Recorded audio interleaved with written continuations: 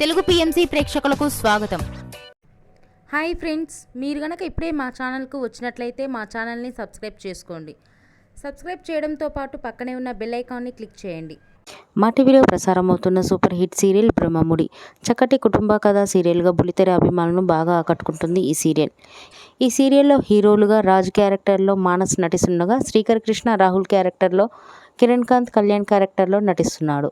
హీరోయిన్స్గా కావ్య క్యారెక్టర్లో దీపిక నటిస్తుండగా, స్వప్న క్యారెక్టర్లో రూప, అప్పు క్యారెక్టర్లో నైనిషా రాయ్ నటిస్తున్నారు. తాజాగా దీపిక తన లేటెస్ట్ ఫొటోస్ని అభిమానులతో పంచుకుంది. ఆ ఫొటోస్ని మనం కూడా చూసేద్దాం.